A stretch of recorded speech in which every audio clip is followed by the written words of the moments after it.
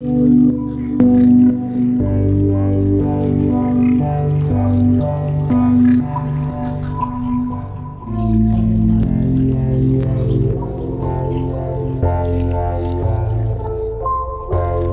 psychological facts about sexuality and pleasure for women.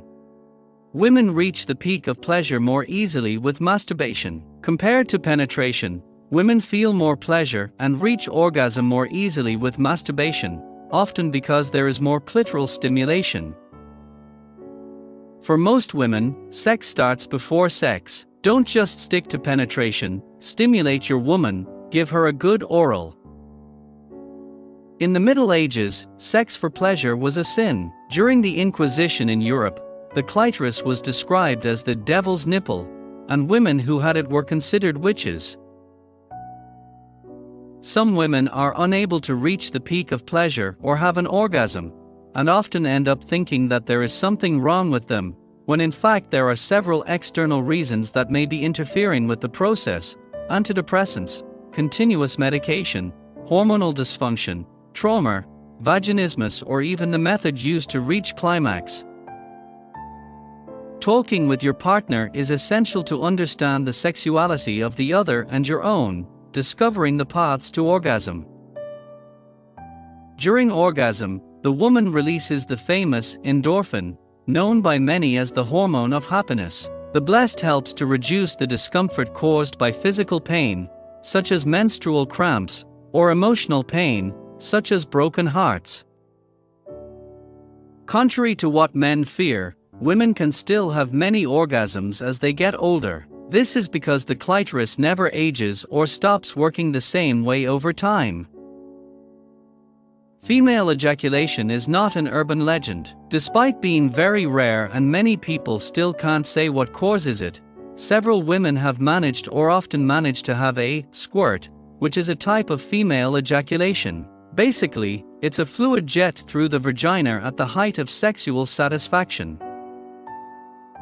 The clitoris is not the only point of pleasure in women. There are many different types of orgasms, including breast or cervical. Desire or fantasy is also very important in reaching a climax. Women take longer to get excited. It is normal for women to have a slower sexual response, often needing stimulation for at least 15 minutes, especially clitoral stimulation. Female masturbation can decrease the risk of type 2 diabetes. A study in partnership with the University of Sydney, conducted by researchers Anthony Santella and Chino Cooper, found that the practice of masturbation can reduce the risk of type 2 diabetes, in addition to depression, cystitis, and even cancer. Orgasm is not a medicine prescribed by doctors, but it acts directly on the immune system and can prevent you from diseases related to low resistance and immunity, such as the flu. Masturbation releases cortisol, a hormone that acts in favor of stress mitigation and against depression, reasons often linked to the appearance of these mentioned diseases.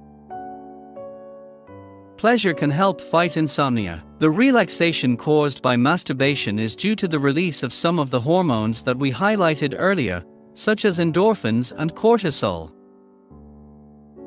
Orgasm starts in the brain. To have an orgasm, the brain needs to be focused on that moment. It doesn't do any good for the partner to be doing his best if the woman is thinking about things to do the next day. The brain plays a key role in capturing stimuli and sexual response.